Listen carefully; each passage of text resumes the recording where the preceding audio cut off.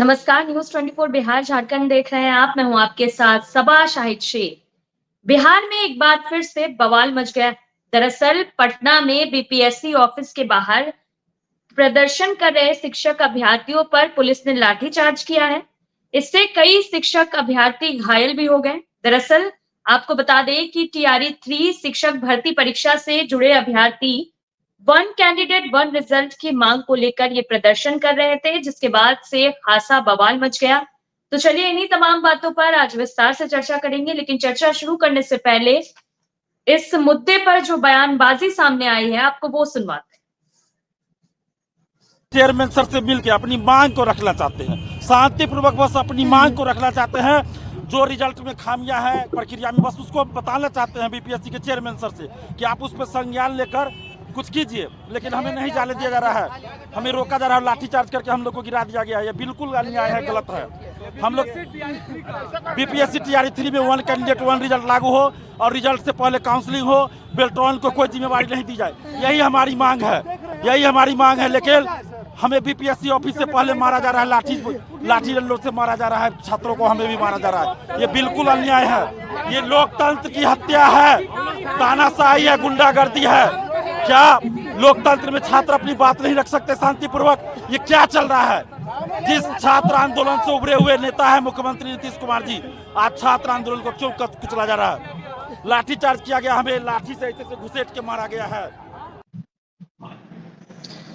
तो चलिए इसी पे चर्चा के लिए हमारे साथ तमाम गेस्ट जुड़ रहे हैं। हमारे साथ जुड़ रहे हैं बीजेपी प्रवक्ता राहुल देव जी, आरएलएम प्रवक्ता राहुल कुमार जी, आरजेडी प्रवक्ता प्रमोद सिन्हा जी, छात्र नेता सौरभ कुमार जी, टीआरई 3 अभ्यर्थी प्रियांशु झा जी, सॉरी टीआरई 3 अभ्यर्थी प्रियांशु जी।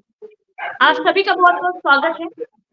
सबसे पहला सवाल मैं सौरभ जी से लेना चाहूंगी। सौरभ जी, आखिर शिक्षक अभ्यर्थी की क्या मांग है जिस वजह से ये लोग प्रदर्शन कर रहे हैं?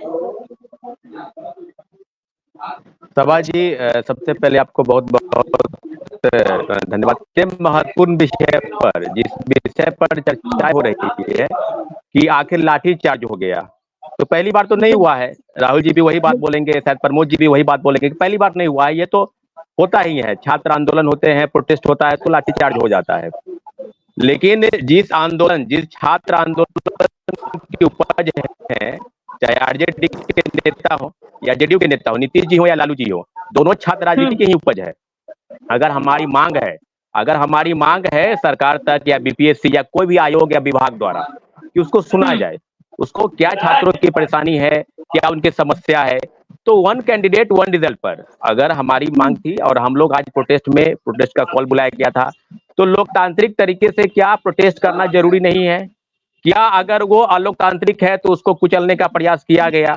आप कहीं से भी एक वीडियो फुटेज दिखाइए कि छात्र जो है कोई हुड़दंग कर रहे थे या वो तोड़फोड़ मचा रहे थे या सड़क जाम कर रहे थे, कोई आगजनी कर रहे थे। ऐसी तो कोई बात नहीं है।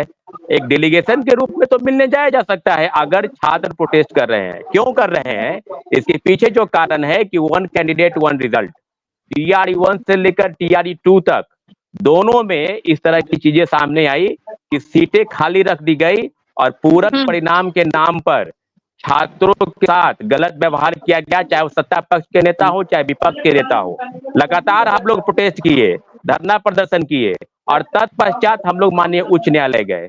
और आज जिस विषय को लेकर लाठीचार्ज हुआ है, निश्चित रूप से हम मांग करते हैं कि हमारे साथी दिलीप भाई को जल्द से जल्द रिहा किया जाए और जितने भी हमारे साथी घायल शिक्षक जो हैं उनको राहत पहुंचाई जाए। लेकिन अब जो बात यह है कि अब हम लोग सरकार के तरफ से आपके जाते हैं, वहां लाठीचार्ज होता है, लाठीचार्ज जो होता है, बीजेपी कार्यालय कोई नहीं है, न सत्ता पक्ष के नेता हो न विपक्ष के नेता हो। और माननीय उच्च न्यायालय के सर हम लोग गए पूरक परिणाम को लेकर। आज वन कैंडिडेट वन रिजल्ट की मांग पर हम लोग कायम हैं और आंदोलन को और तेज करेंगे, क्योंकि इस लाठीचार्ज से हम लोगों पर कोई प्रभाव नहीं, ना आप पर प्रभाव पड़ने वाला है ना हम लोगों पर कोई प्रभाव पड़ने वाला है। One candidate one result, Beltron को जो जिम्मा दिया गया है, उस जिम्मा को बेल्ट्रॉन जैसा फर्जी डिपार्टमेंट है, जो फर्जी है, उसको बाहर किया जाए और हम लोगों की जो नियुक्ति प्रक्रिया है बीपीएससी की, उसमें खामी है, उसको बदला जाए। था और प्रोटेस्ट को चलिए कुचलने का सौरभ प्रयास जी, बिहार कुछ सरकार टेक्निकल पुलिस इशू है प्रशासन शायद, का है, आपकी जो आवाज ठीक से कहीं नहीं से आ रही, फिर उचित आपका रुख करेंगे। नहीं है। सौरभ जी, फिर आपका रुख करेंगे, सीधा रुख करते हैं। हमारे वरिष्ठ संवाददाता सौरभ जी भी हमारे साथ जुड़ चुके हैं। सौरभ जी, ये प्रदर्शन जो शिक्षक अभ्यर्थी कर रहे हैं, उनकी मांग है, तो आखिर ये प्रदर्शन क्यों हो रहा है? जी बिल्कुल, ये प्रदर्शन हो रहा है। जो छात्र जो शिक्षक अभ्यर्थी हैं वो अपनी मांग को लेकर आज बीपीएससी कार्यालय पहुंचे थे। चूंकि उनकी संख्या काफी ज्यादा थी और पुलिस ने उनको रोकने की कोशिश की, लेकिन वो नहीं रुके और उसके बाद ही पुलिस को बलपूर्वक एक तरीके से कहे तो लाठीचार्ज भी करना पड़ा। लेकिन मुझे ये नहीं समझ में आ रहा कि आज जो छात्र अभ्यर्थी जो बीपीएससी कार्यालय पहुंचे थे और जो घेराव करने पहुंचे थे, उनकी जो भी मांग है, जैसे मैं कुछ छात्रों से बात कर रहा था तो उनका कहना था कि 1 कैंडिडेट 1 रिजल्ट। इसके अलावा डोमिसाइल जो नीति है उसको वापस करने की वो लोग मांग कर रहे थे। तो मुझे लग रहा है कि डोमिसाइल नीति जो है वह पहले ही सरकार ने स्पष्ट कर दिया, यानी अगर उसको हटा दी गई है तो निश्चित रूप से ये नई बात नहीं है, ये काफी पुरानी बात है। और उसको लेकर अब छात्र अगर प्रदर्शन कर रहे हैं तो मुझे मतलब ये समझ से परे है। और दूसरी बात है, दूसरी जो उन लोगों की मांग है 1 कैंडिडेट 1 रिजल्ट, तो इसको अच्छे से समझने की जरूरत है। आप ऐसा नहीं कर सकते हैं कि 1 कैंडिडेट 1 रिजल्ट जो है वो छात्रों के हित में है, क्योंकि कई ऐसे छात्र होते हैं जिनके पास काफी ज्यादा डिग्री है। तो निश्चित रूप से अगर उनके पास ज्यादा डिग्री है तो उनको प्रिविलेज भी ज्यादा मिलनी चाहिए। कारण इसमें सरकार अगर उनके साथ गलत करती है तो भी छात्रों का फिर अगला डिमांड होगा कि जो ज्यादा जिनके पास डिग्री है, चाहे वो एमएससी की डिग्री हो, बीएससी की डिग्री हो, या उन्होंने अगर बीएड कर लिया है, तो ये उनकी अपनी काबिलियत है, अपनी उनकी डिग्री है। अगर वो तीनों परीक्षा में बैठ सकते हैं और तीनों परीक्षा में अगर पास कर रहे हैं तो इसमें परेशानी क्या है? क्योंकि कल होकर अगर वो कहीं एक जगह ज्वाइन करेंगे तो 3 में 2 जगह जो खाली होगा फिर सरकार अलग से वैकेंसी निकालेगी। तो मुझे नहीं लगता कि इसमें कोई परेशानी होनी चाहिए छात्रों को। लेकिन छात्र फिर भी आज अपनी मांगों को लेकर प्रदर्शन कर रहे थे। निश्चित तौर पर पुलिस की जो कार्रवाई है उसकी हम निंदा करेंगे, क्योंकि पुलिस को लाठीचार्ज नहीं करनी चाहिए थी। और मुझे नहीं लगता कि काफी ज्यादा संख्या में जो छात्र अभ्यर्थी थे उनकी संख्या काफी ज्यादा भी नहीं थी। तो अगर पुलिस चाहती तो उनको समझा बुझा कर भी हटा सकती। ठीक है सौरभ जी, फिर आपका रुख करेंगे, सीधा रुख करते हैं राहुल देव जी का। राहुल देव जी, बात तो सही है ना, शिक्षक अभ्यर्थियों पर लाठीचार्ज क्यों किया गया? देखिए, उन्हें इस बात समझा से बुझा के भी भेजा जा सकता था। जी जी जी, इस बात से हम भी छात्रों के साथ हैं। अगर वो अपनी मांगों को लेके कार्यालय का घेराव करने जा रहे थे, घेराव शब्द सही नहीं, अपनी मांगों को रखे, इसमें से कहीं से कोई दो राय की बात नहीं है। उनके जो छात्र नेता दिलीप जी हैं या जो भी हैं, कुछ और लोग हैं उनके छात्र नेता, वो लोग लगता है कि जाके माननीय मंत्री जी से भी मिले हैं, डिप्टी सीएम से मिले हैं, अपनी बातों को रखे हैं। फिर प्लान वे में कि मंडे को हर जिले से, बिहार के हर जिले से व्हाट्सएप ग्रुप में छात्रों को बुलाया गया कि आज प्रदर्शन करना है। प्रशासन को तय करके डेट बता दिया गया कि हम इन दिन पे फलाने टाइम पे भाई हम प्रदर्शन करेंगे। तो एक बात बताइए, प्रशासन तो पहले से खड़ी थी और बेली रोड में जहां से भी पीएससी के लिए रास्ता मुड़ता है वहां से मतलब 200-300 मीटर पे राज्यपाल महोदय का भी आवास है, राजभवन है, तो धारा 144 लागू है।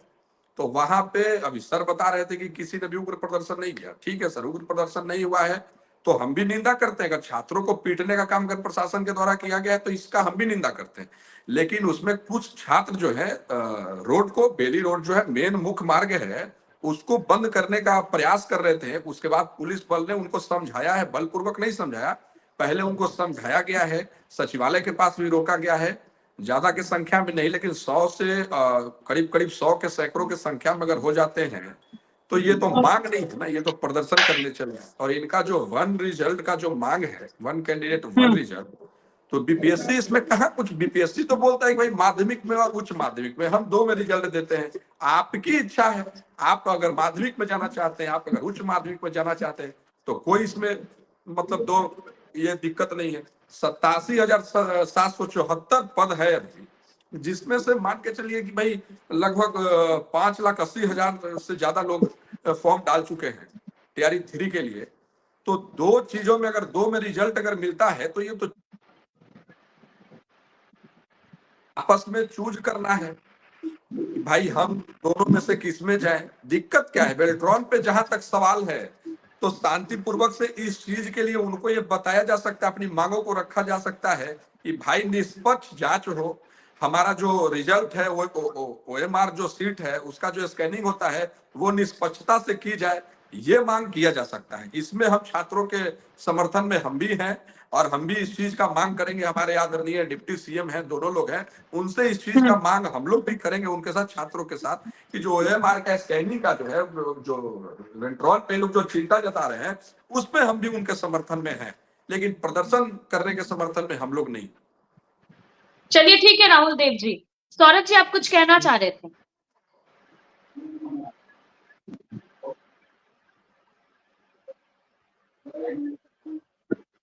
सौरभ जी, आवाज नहीं आ रही आपकी। सौरभ जी, आवाज नहीं आ रही। फिर आपका रुख करेंगे, सीधा रुख करते हैं प्रमोद सिन्हा जी का। प्रमोद सिन्हा जी, क्या लगता है आपको, जो शिक्षक अभ्यर्थी प्रदर्शन कर रहे थे उन पर जो लाठीचार्ज हुई है, कहाँ तक सही है? देखिए सवा जी, इसको गंभीरता पूर्वक समझने की जरूरत है। TRE 3 के जो शिक्षक अभ्यर्थी आज जो है अपनी मांगों को लेकर के जा रहे थे, तो कहीं ना कहीं उनके मांगों पर एक सहानुभूति पूर्वक विचार किया जा सकता था।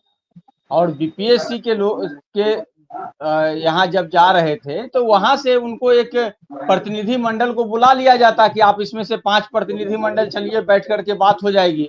लेकिन ये प्रायः देखा गया है कि जब भी छात्र या शिक्षक अभ्यर्थी या अन्य अपनी मांगों को लेकर के सड़क पर उतरने का काम करते हैं तो राज्य सरकार जो है दमनात्मक नीति अपनाती है और जो है पुलिस या दमन के रूप में जो है उनको लाठी डंडे से सूंटा जाता है, मारा जाता है, पीटा जाता है।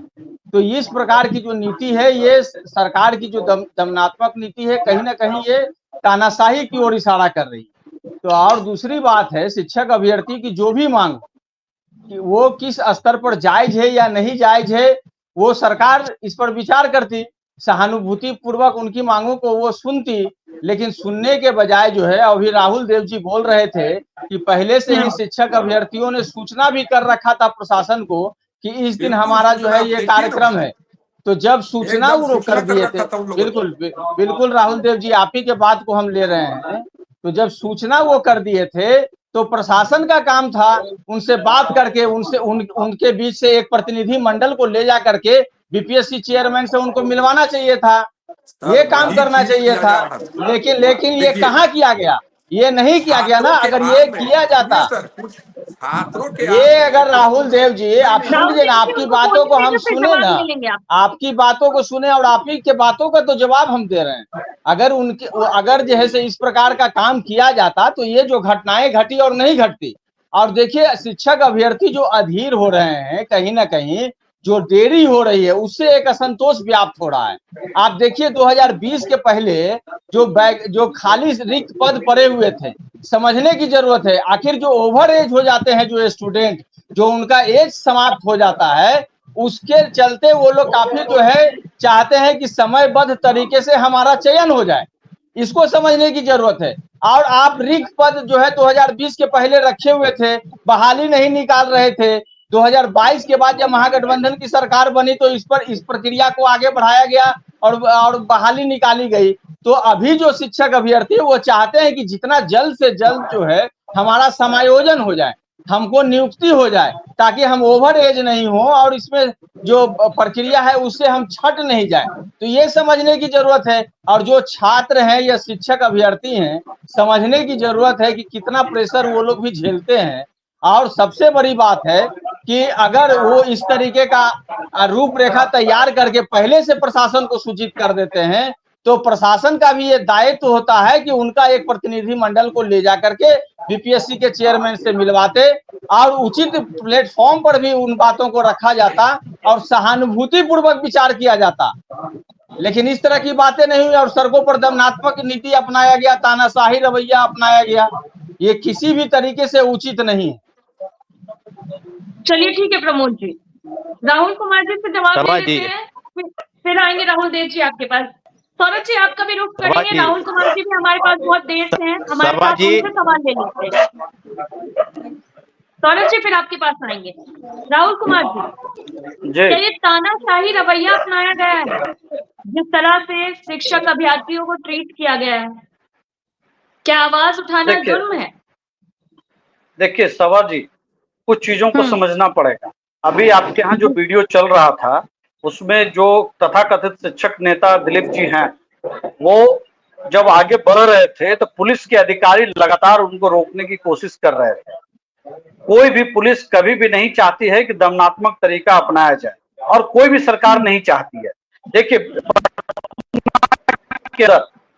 प्रदर्शन करने के लिए या अपनी बात कहने के लिए तमाम तरीके हैं। गर्दनी बाग में प्रदर्शन का स्थल तैयार है, वहां पे हर प्रदेश में इस तरह की चीजें होती हैं, और वहां जो अधिकारी नियुक्त होते हैं, जिस विभाग से संबंधित मामला होता है, वहां प्रतिनिधि मंडल को लेकर के जाते हैं। अभी छात्र नेता सौरभ जी कह रहे थे कि प्रतिनिधि मंडल ही तो जा रहा था। प्रतिनिधि मंडल में मैं भी छात्र नेता के तौर पर रहा हूं। कभी भी इस तरह से नहीं होता है कि हजारों की संख्या में या सैकड़ों की संख्या में प्रतिनिधि मंडल जाता है। प्रतिनिधि मंडल में हमेशा 5-7 लोग होते हैं। लेकिन पुलिस का जो रवैया है, बीपीएससी के पास, सुनिए ना सौरभ जी बेहतर होगा कि जब आपकी बारी आए तो आप अपनी बात कर दें। आप अपनी बात बाद में कर लें। देखिए आप लोग, देखिए आप अव्यवहारिक बात कर रहे हैं, आप अव्यवहारिक बात कर रहे हैं। आप कुछ भी कह देंगे तो उससे हम नहीं सुन लेंगे ना। आप कुछ भी कह देंगे उसको नहीं सुन लेंगे ना। आप कुछ भी कह लीजिए, उससे कोई मतलब नहीं है। देखिए बात सीधी, आपकी 2-3 डिमांड्स है, आपकी 2-3 डिमांड्स है। नाटक कर रहे हैं, one candidate one result party में है, ढंग से सुनिए। सौरभ जी बदतमीजी मत कीजिए। अगर बदतमीजी से बात करेंगे तो मुझे भी बदतमीजी करनी आती है। बेहतर होगा कि आप शांत रहें, बेहतर होगा कि आप शांत रहें, मुझे अपनी बात कहने दें। वन कैंडिडेट वन की ये बात करते हैं। कोई भी रिजल्ट में अगर 3 रिजल्ट होता है किसी भी व्यक्ति का, बहुत क्लियर है कि अगर उस पर आइए, वन कैंडिडेट वन रिजल्ट, हर व्यक्ति चाहता है कि उसका बेहतर से बेहतर रिजल्ट हो, लेकिन वो ये चाहता है रिजल्ट के बाद अपनी सुविधा अनुसार अपने आप लोग चीजों को बुलाए ना, तो सौरभ जी एक मिनट राहुल जी आंदोलन कर रहे हैं। सौरभ जी जब आपकी बारी आएगी ना तब आप अपनी बातों को रखिएगा। एक साथ अगर 2 लोग बोलेंगे किसी को कुछ समझ में नहीं आएगा। अगर आपको बोलना है सौरभ जी, आप कैंडिडेट वन रिजल्ट पर हम डिस्क्राइब करते हैं, हाँ बोल देते हैं। ये जो बात कर रहे हैं ना प्रमोद सिन्हा, वही बात कर रहे हैं आपकी पार्टी में। सौरभ जी राहुल जी आप भी आज पार्टी में आए हैं ना, तो आप भी गोल गोल बात करने लगे। सौरभ जी आपका जो ऑडियो है ना वो ठीक नहीं है। पहले एक बार फिर से ठीक कर लीजिए या एग्जिट होकर फिर से एंट्री कर लीजिए, तब हो जाएगा ऑडियो ठीक। राहुल जी अपनी बात पूरी कीजिए। सवा जी, वन कैंडिडेट वन रिजल्ट की बात मैं बहुत व्यवहारिक तरीके से मैं बात करना चाहता हूं। जब किसी भी व्यक्ति का 2 या 3 रिजल्ट होता है तो वो जो बेस्ट ऑप्शन होता है उसको चुनना चाहता है। लेकिन कई बार क्या होता है कि उसका घर नजदीक होता है, कई बार उस शहर में जाना चाहते हैं जहां पे वो वहां पे हो सकता है कि वो कमतर रिजल्ट वाले में ही वो एक्सेप्ट करते हैं। जरूरी नहीं है कि शिक्षक जो बन रहे हैं अगर उनको सिर्फ एक ऑप्शन दिया जाए। यहाँ तो बेहतर है कि अगर उसको 3 ऑप्शन मिल रहा है, 2 ऑप्शन मिल रहा है, तो परिवार से घर में विचार करके जो बेस्ट ऑप्शन उसको हर परिस्थिति के अनुसार लगता है उसको वो अडॉप्ट करेगा। दूसरा डिमांड इनका था कि काउंसलिंग पहले कर ली जाए। 87,500 के लगभग सीटें हैं और छात्र जिन्होंने एग्जाम्स दिए हैं वो 5,80,000 के आसपास है। अगर रिजल्ट होने के बाद काउंसलिंग होता है तो 87,000 बच्चों का छात्रों का काउंसलिंग होगा। क्या किसी सरकार के पास इतना इंफ्रास्ट्रक्चर हो सकता है कि रिजल्ट के पहले 5 लाख 6 लाख बच्चों का काउंसलिंग किया जा सके?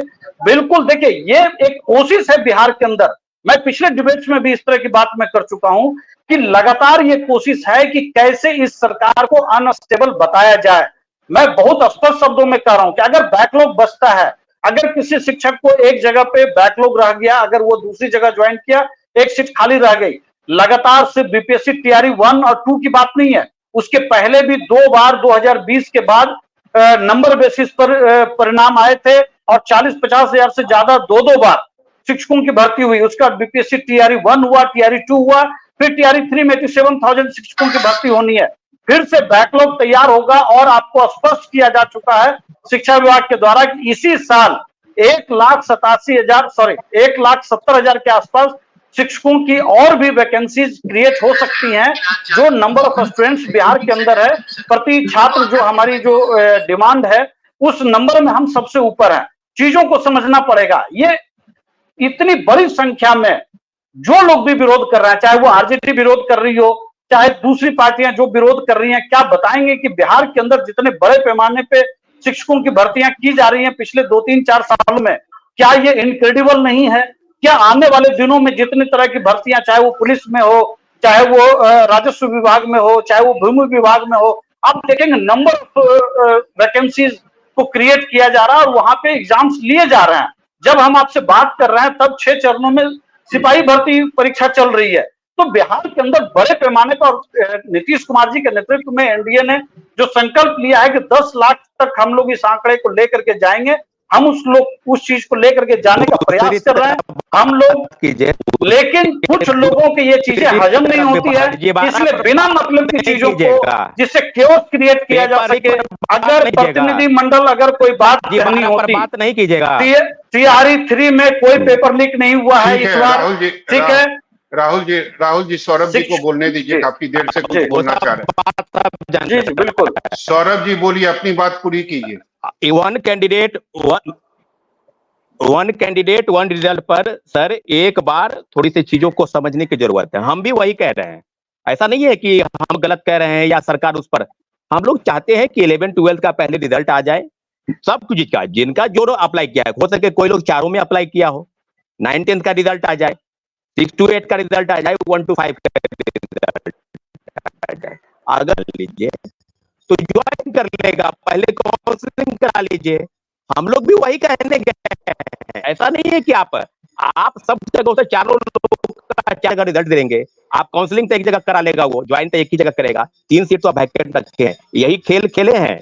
टीआरई 1 में भी वही खेल खेले थे, टीआरई 2 में भी वही खेल खेले हैं, और सीटों को बचाकर और बैकलोड करके कंपनसेट करके तीसरे में, एक का सीट बचाकर दूसरे में, दूसरे का सीट बचाकर तीसरे में, और तीसरे का सीट बचाकर चौथे में।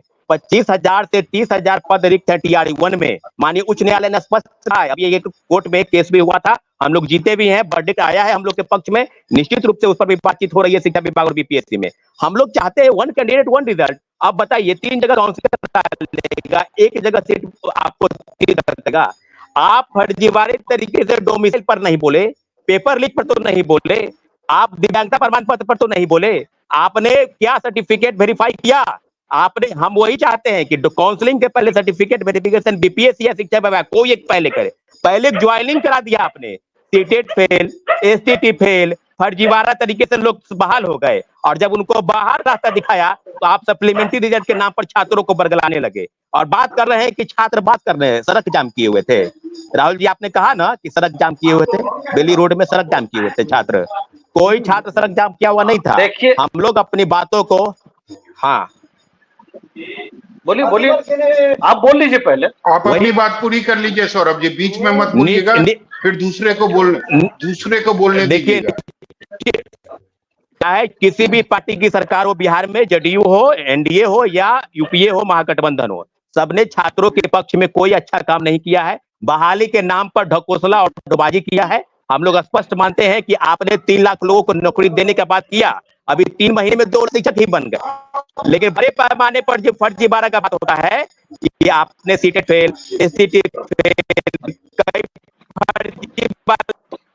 और बड़े पैमाने पर आरटीआई मिला, उसमें से 10,000 से ज्यादा दूसरे स्टेट की महिला को नौकरी है। ये आरटीआई से खुलासा हुआ है। पब्लिक पर कभी बोले? चलिए जवाब ले लेते हैं, सौरभ जी जवाब ले लेते हैं। 300 लोगों को गिरफ्तार। सौरभ जी जवाब ले लेते हैं, सौरभ जी जवाब ले लेते हैं। आप सभा आपकी जी, ऑडियो जो है सभा ऐसे जी, भी परफेक्ट नहीं। सभा जी जी, बोलिए राहुल। डोमिसाइल को लेकर के पहले ही सरकार अपनी नीति स्पष्ट कर चुकी है। दूसरी बात कि बिहार के बच्चों को अगर बेस्ट शिक्षक मिल रहे हैं तो मुझे लगता है कि इससे किसी को भी विरोध नहीं होना चाहिए। अगर बिहार के बच्चों को बेहतर शिक्षक मिलते हैं, बेहतर शिक्षा व्यवस्था बन पाती है, इसमें किसी को क्या दिक्कत होनी चाहिए? मुझे तो ये बात ही नहीं समझ में आती है। तो बेस्ट माइंड अगर टीचर्स मिल रहे हैं बिहार को, उसका स्वागत किया जाना चाहिए। और टीआरई 3 का फॉर्म भरने से पहले ये नीति जब लागू हो चुकी है तो रिजल्ट के पहले इस विषय को विवाद बनाने का कोई मतलब नहीं है। अगर दूसरे राज्यों को भी देखेंगे तो वहां भी हमारे बिहार के बच्चे नौकरियों में जा रहे हैं, चाहे वो झारखंड हो, चाहे यूपी हो, चाहे दिल्ली हो। अगर हर सरकार इसी तरह से अपने यहाँ डोमिसाइल नीति लागू करे, अभी सौरभ जी आपको याद होगा कर्नाटक में एक डोमिसाइल नीति लाई गई कि प्राइवेट सेक्टर में कर्नाटक के लोगों को इतना % जॉब्स दिया जाएगा, बाकी बेहद कम जो सीट होगी वो भारत के लोगों को मिलेगा। इसका देशव्यापी विरोध हुआ।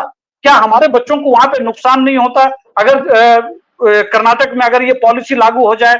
अगर महाराष्ट्र के अंदर हमारे बच्चों के साथ बदतमीजी की जाती है तो क्या हमारी सरकार इस बात को लेकर के एडमेंट नहीं होती है कि वो महाराष्ट्र सरकार गलत कर रही है? अगर गुजरात के अंदर अगर ये चीजें डोमिसाइल इस तरह से लागू हो जाए और हमारे बच्चों को वहां रोक दिया जाए तो क्या हमें बुरा नहीं लगेगा?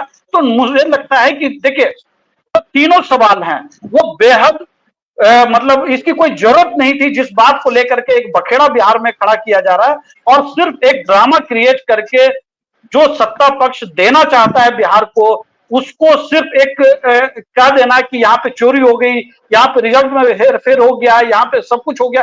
देखिए नौकरी आप आज एक्सेप्ट कर लेते हैं, उसके बाद अगर कहीं पेपर में गड़बड़ी पाई जाती है तो निश्चित तौर पर आपके खिलाफ कार्रवाई होगी। ये कानून संगत है। ये कहीं भी ऐसा नहीं है कि सिर्फ पहले काउंसलिंग होगी और बाद में फिर आपका पेपर अगर कोई पकड़ा जाएगा तो आपको छोड़ दिया जाएगा इसलिए कि आपने काउंसलिंग में उस चीज को आपने ठीक तरीके से पास कर लिया था। जब कभी भी किसी का डॉक्यूमेंट फर्जीवाड़ा पकड़ा जाएगा, बिहार की क्या सरकार, कोई भी सरकार को उस पर कार्रवाई करनी चाहिए। और अगर नहीं करती है तो जो बेहतर बच्चे हैं उनके साथ वो धोखाधड़ी का मामला होगा। इसलिए डोमिसाइल पे इन चीजों का करने का कोई मतलब नहीं है। किसी भी सरकार के पास इतना इंफ्रास्ट्रक्चर नहीं होता है कि रिजल्ट के पहले काउंसलिंग कर लें। तब तो ग्रुप डी रेलवे में 25-30 लाख लोग एग्जाम देते हैं, क्या 25-30 छात्रों का पहले काउंसलिंग किया जा सकता है? ये पॉसिबल ही नहीं है। किसी भी देश में या किसी भी स्टेट में ये पॉसिबल नहीं है। बिना मतलब की चीजों को लेकर के बिहार के अंदर एक अनस्टेबल करना चीजों को, सिस्टम को, और एक लोगों के बच्चों के दिमाग में ये डर पैदा करना कि इस तरह से आपका नुकसान कराया जा रहा है जो वास्तविक में नुकसान नहीं हो रहा है। तो मुझे लगता है कि ठीक है पुलिस का डंडा चलाना गलत है, लेकिन इस तरह से आंदोलन करना, बिना मतलब का फिजूल की चीजों को उठाना भी गलत है। चलिए प्रमोद जी, आपको लगता है कि जो मुद्दे डोमिसाइल की अगर हम बात करें तो इस मुद्दे पर छात्रों को सड़क पर उतरना सही है? आपको लगता है ऐसा? देखिए सौरभ जी, छात्रों ने जिन मांगों को लेकर के, शिक्षक अभ्यर्थियों ने जिन मांगों को लेकर के आज उतरने का काम किया और पूर्व से सूचना दे करके जब सड़क पर उतरे तो उनकी मांगों पर अगर कोई भी मांग है तो सहानुभूति पूर्वक विचार जरूर किया जाना चाहिए था। अगर उनको बीपीएससी जाना था, नहीं, अगर एक एक करके बात करें प्रमोद जी, अगर डोमिसाइल नीति की बात करें, आपको लगता है कि ये होना चाहिए या अगर सरकार ने हटा दी तो अच्छी की? देखिए उस समय जब महागठबंधन की सरकार थी सौरभ जी, तो उस समय जो शिक्षक बहाली की प्रक्रिया चल रही थी, उसी समय इसको माननीय मुख्यमंत्री नीतीश कुमार जी ने उसको हटाने का काम किया था। लेकिन 2020 की जब आप बात कर लीजिए तो ये हटाकर आप लोगों ने अच्छा किया ना, ये बात स्पष्ट कर दीजिए ना। आप उस समय सरकार में थे, आप लोगों ने हटाया, ये बिल्कुल सही किया। देखिए सौरभ जी, उन्हीं बातों को हम लेकर के कह रहे हैं कि 2020 में जब बिहार विधानसभा का चुनाव हो रहा था तो डोमिसाइल नीति एक प्रमुख जो है हमारे नेता आदरणीय तेजस्वी प्रसाद यादव जी ने भी कहा था कि सरकारी नियुक्तियों में हम डोमिसाइल नीति लागू करेंगे। लेकिन जब महागठबंधन की सरकार बनी, चूंकि हमारे नेता आदरणीय तेजस्वी प्रसाद यादव जी अगर बिहार में उस समय मुख्यमंत्री बनते 2020 में तो बातें अलग होती, लेकिन महागठबंधन की सरकार बनी और महागठबंधन की सरकार में कई चीजें, महागठबंधन में आपको सभी दलों के विचार को लेके चलना होता है सौरभ जी। और सबसे बड़ी बात है नहीं, कि उस समय आप लोगों ने समर्थन किया था सर, प्रमोद जी, उस समय आप लोगों ने समर्थन किया था, तेजस्वी यादव डिप्टी सीएम थे, उन्होंने भी कहा था कि बिल्कुल इसको हटाना चाहिए। और उस समय एक खबर यह भी आई थी कि शायद नीतीश कुमार को देश का प्रधानमंत्री बनना है, इसीलिए पूरे देश का जो दरवाजा है वो बिहार के लिए खोल रहे हैं वो। देखिए सौरभ जी, आप जो बातें बोल रहे हैं उससे हम तो शुरुआत ही इसीलिए किए कि महागठबंधन की सरकार, हमने इसीलिए पहले कहा और अपनी बातों को रखने का काम किया। हमारी जो सरकार थी, जो 17 माह की अल्पकाल की जो सरकार थी, उसमें कई चीजें लागू होने का काम किया, आपने भी देखा और काफी तेजी तो से। सर उस समय आप लोगों ने विरोध नहीं किया ना, उस समय आपने ये भी नहीं बोला कि इसको हटाना नहीं चाहिए था, अगर मेरी सरकार बनेगी तो हम इसको वापसी कर लेंगे। अब आप ये बोल रहे हैं जब आप विपक्ष में हैं तब। देखिए सौरभ जी, अभी हमने क्या कहा, इसके पहले भी जब हमने अपनी बातों को रखा तो हमने कहा कि जो भी उनकी मांगे थी, चाहे 1 कैंडिडेट 1 रिजल्ट की बात हो, चाहे जो अन्य मांगे थी शिक्षक अभ्यर्थियों की, मैं ये नहीं कह रहा हूं कि उनकी मांगे जायज थी, नाजायज थी, गलत थी या सही थी। हम बोल रहे हैं कि उनकी मांगों को लेकर के जब कोई भी, अगर एनजीओ वगैरह हो या कोई भी इस तरह की बातें हो, अगर कोई अपनी मांग को रखती है तो उसकी मांगों पर ना कि दमनात्मक नीति अपनाने की जरूरत है, उनकी बातों पर एक बैठ करके एक ऐसा माहौल पैदा करना चाहिए। अगर कोई बातें सकारात्मक हो तो उसको समझाने की जरूरत है। अगर वो जा रहे थे सड़कों पर उतरे थे और पूर्व से सूचना दे करके उतरे थे, तो प्रशासन का भी काम था कि उनके नेता को कहते कि आप एक प्रतिनिधि मंडल यहाँ से चलिए और हम आपको बीपीएससी चेयरमैन से मिलवाने का काम करते हैं। और बीपीएससी चेयरमैन उनसे मिलते, उनकी बातों को समझते, फिर सरकार स्तर पर उनकी बातों को रखा जाता। ये अगर प्रक्रिया अपनाई जाती तो आज जो सड़कों पर हुआ वो नहीं होता। और इसका हम लोग पूरा विरोध इसलिए करते हैं कि दमनात्मक नीति से या इस प्रकार के लाठी डंडे चला देने से किसी भी समस्या का समाधान नहीं है सौरभ, चाहे सरकार किसी की भी हो। चलिए राहुल जी, आप जवाब दीजिए। राहुल जी, मुझे ये लगता है कि मैं पिछले 4-5 सालों से जो भी प्रदर्शन पटना की सड़कों पर देखता हूं, हर प्रदर्शन में लाठीचार्ज होता है। ये पहले नहीं होता था, आपको भी याद होगा बीजेपी के नेताओं पर भी लाठीचार्ज हुआ था और जम के हुआ था। लेकिन ये सारी चीजें ना 4-5 सालों से ही दिखाई दे रही है पटना में, बिहार में, ये पहले नहीं दिखाई देती थी। इसका कारण क्या आपको समझ में आता है? देखिए सौरभ जी, चाहे प्रदर्शनकारी कोई भी हो, प्रदर्शनकारी कोई भी हो, वो चाहे नेता हो, कार्यकर्ता हो, आशा के सदस्य हो या फिर छात्र हो या कोई भी हो, सरकार किसी की भी हो, चाहे महागठबंधन की हो या एनडीए की हो, आपको भी पता होगा कि ये 4-5 सालों में जो भी प्रदर्शन होता है उसमें पुलिस जरूर लाठीचार्ज करती है। ये पहले नहीं होता था। सौरभ जी, पुलिस से ये निश्चित तौर पर अपेक्षा की जाती है कि जो भी प्रदर्शनकारी हैं उनको नियंत्रण में रखें और उनके साथ एक संवाद की स्थिति बने। निश्चित तौर पर ये प्रयास होने चाहिए। और ऐसा नहीं है कि आज इसके सिर्फ आज छात्रों के साथ हुआ, कल हमारे साथ भी हुआ, हमारे नेता के साथ भी हुआ, तो ये चीजें हुई हैं।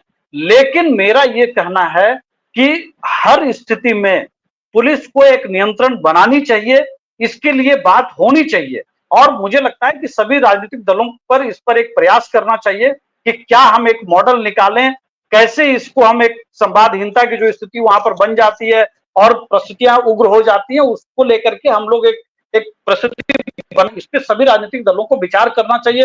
क्योंकि नहीं राहुल जी, ये सरकार की नाकामी है।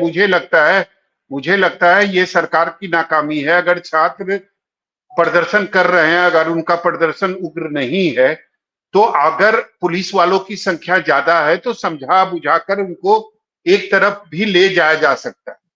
जरूरी नहीं है कि उन बच्चों पर लाठीचार्ज किया जाए, उनको घायल किया जाए, उनको भगाया जाए, उनको दौड़ाया जाए सड़कों पर। नहीं, ये बात से मैं बिल्कुल सहमत हूं और ये प्रयास जरूर होना चाहिए। सरकार के लोगों को इस बात पर काम करना चाहिए निश्चित तौर पर अभी राहुल देव जी ने भी ये बात कही कि लाठी चार्ज नहीं होना चाहिए, चाहे किसी भी पॉलिटिकल पार्टी का कार्यक्रम हो।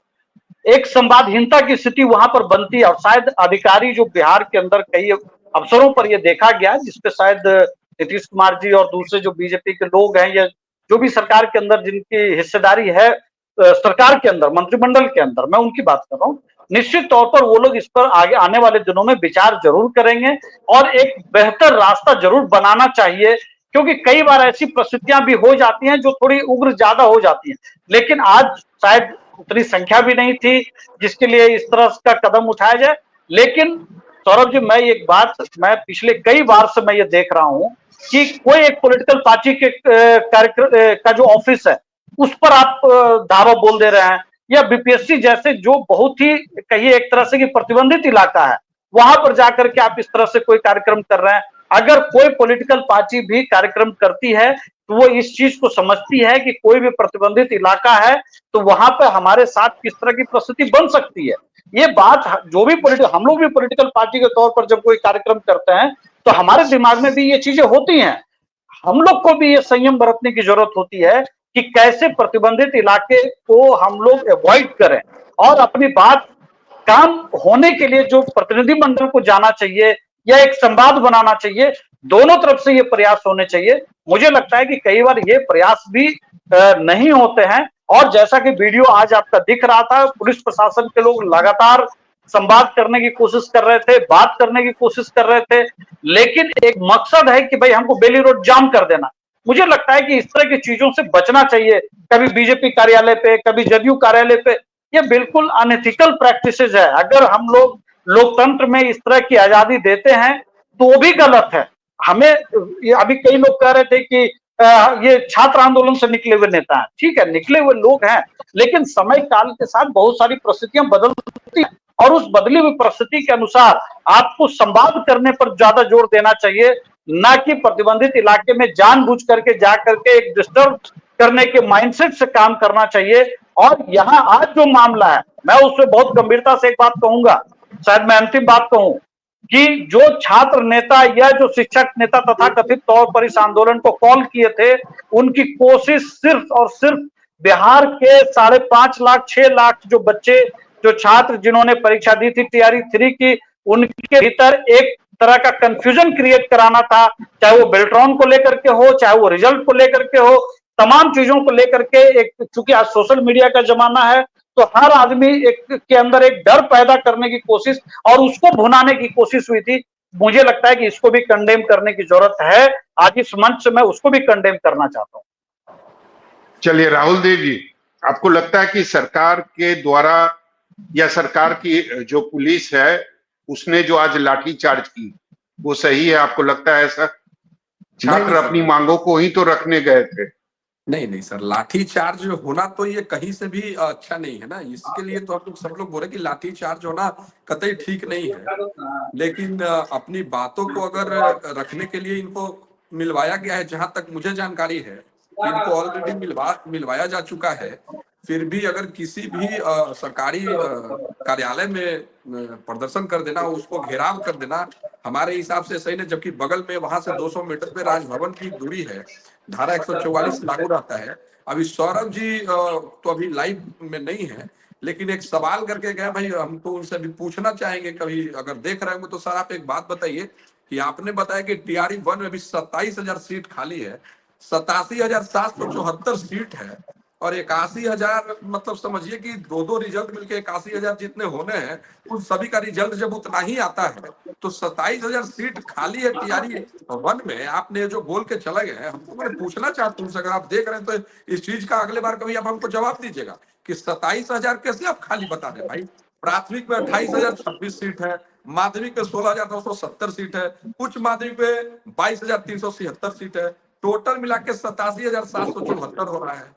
तो ये तो कुल मिला के जितना पद है उतने ही रिजल्ट निकलता है। और ऑप्शन दिया गया है कि आप 2 ऑप्शन दिया गया, रिजल्ट 2 देता है कि आप उच्च माध्यमिक में जाइए या माध्यमिक में जाइए या प्राथमिक में जाइए, तो वो आपकी चूज करने की प्रक्रिया है, आप कहीं भी जा सकते हैं। लेकिन रिक्त स्थान बता रहे कि 27,000 पद खाली रह गया, ये तो हमको समझ में नहीं आया भाई कि अभी टीआरई 1 में ही 27,000 सीट खाली की बात कर रहे हैं। चलिए प्रमोद जी, समय की कमी है, अंतिम कमेंट। देखिए, एक दो बातें जो अभी राहुल जी ने कहा कि कंफ्यूजन क्रिएट करने की का एक प्रयास है, तो ये इस कंफ्यूजन को दूर करने का भी प्रयास तो सरकार को ही करना चाहिए ना। अगर वो बीपीएससी चेयरमैन से मिलने जा रहे थे तो हम बार-बार बोल रहे हैं कि उनके प्रतिनिधिमंडल को उनसे मिलवाया जाता, सारी बातों को होता, सहानुभूति पूर्वक किसी भी बात को विचार किया जाता। लेकिन ये लोग सिर्फ इस प्रकार की बातें कर रहे हैं। और जो अभी हम स्क्रीन पर देख रहे थे सौरभ जी, उसमें साफ दिख रहा था कि उनकी संख्या हमको लगता है 100 भी नहीं थी। और पटना राजधानी है, यहाँ पुलिस बल की जितनी संख्या, आराम से उनको जो है नियंत्रण किया जा सकता था। लेकिन इनका तो उद्देश्य होता है। हाल ही के दिनों में आप देखे थे, कुछ दिन पहले कांग्रेस युवा कार्यकर्ताओं पर भी किस प्रकार से लाठियां पड़ी थी, टूटी थी उन पर। ये भी देखने का नहीं सर, हम लोगों ने ये भी देखा था सर, हम लोगों ने ये भी देखा था जब आपकी सरकार थी तो कैसे बीजेपी नेता और कार्यकर्ताओं को दौरा दौरा कर पीटा गया था, हमने ये भी देखा। इसीलिए तो हम कह रहे हैं कि 4-5 सालों में अधिकांश 90% से ज्यादा ऐसे प्रदर्शन है जिस पर पुलिस ने लाठीचार्ज किया। क्यों किया मुझे नहीं पता, क्योंकि 5 साल पहले जब भी प्रदर्शन पटना में होते थे तो यदा कदा प्रदर्शन पर ही लाठीचार्ज होता था। अब ये सरकार का कौन सा कदम है और सरकार क्या साबित करना चाहती है ये मुझे नहीं पता। तो सभा निश्चित तौर पर आज बिल्कुल तो जो शिक्षक अभ्यर्थी हैं उन पर लाठीचार्ज हुआ यह कहीं से भी जायज नहीं है। अगर प्रशासन के लोग या पुलिस के लोग अगर चाहते तो रोक सकते थे, अपने आप को कंट्रोल कर सकते थे। मैं बार बार कह रहा हूं कि छात्र अभ्यर्थियों की जो संख्या थी आज वो बहुत ज्यादा नहीं थी, तो उन्हें समझाया जा सकता था। और वहां पर पहले से ही बीपीएससी कार्यालय में पुलिस की जो संख्या थी वो अच्छी खासी मौजूद थी, क्योंकि उनको पता था कि छात्र आने वाले हैं। तो ये भी हो सकता था कि उनमें से जो 5 छात्र नेता हैं उनको जाकर बीपीएससी के चेयरमैन से मिलवाया भी जा सकता था। लेकिन निश्चित रूप से जो लाठीचार्ज हुआ यह बिल्कुल गलत है, हम सब उसकी निंदा करते हैं। लेकिन मैं ये भी कहना चाहूंगा दूसरी तरफ कि आज जो छात्रों की जो मांग थी वो भी बिल्कुल समझ से परे है। डोमिसाइल नीति कब की सरकार ने हटा दी है, इतने दिनों के बाद अगर उस मांग को लेकर अगर आप प्रदर्शन कर रहे हैं तो ये भी समझ से परे है। दूसरी बात, 1 कैंडिडेट 1 रिजल्ट, ये भी मुझे नहीं लगता कि काफी ज्यादा लॉजिकल है, क्योंकि अगर किसी के पास ज्यादा टैलेंट है, ज्यादा डिग्री है, तो निश्चित रूप से उसको ऑप्शन ज्यादा मिलना ही चाहिए। अगर हम इसका विरोध करते हैं तो ये भी मेरे हिसाब से सही नहीं होगा। लेकिन आज जो छात्रों पर लाठीचार्ज हुआ ये गलत है, ये सरकार के तरफ से, पुलिस के तरफ से नहीं होनी चाहिए। बिल्कुल, बहुत बहुत शुक्रिया आप सभी का हमारे साथ जुड़ने के लिए। दरअसल शिक्षक अभ्यर्थियों पर लाठीचार्ज हुई है, जो कि तमाम सवाल खड़े कर रहा है, जो कि ये भी सवाल उठा रहा है कि इसकी जरूरत क्या थी। आपस में बात करके भी मामला सुलझाया जा सकता था। हालांकि अब इस मामले में आगे क्या होता है ये देखने वाली बात होगी। फिलहाल के लिए इतना ही। देखते रहिए न्यूज़ 24 बिहार झारखंड। अगर आपको ये डिबेट अच्छा लगा तो इसे लाइक और शेयर जरूर करें। आप अपनी राय में कमेंट करके भी जरूर बताएं और हमारे चैनल को सब्सक्राइब करना ना भूलें। नमस्कार।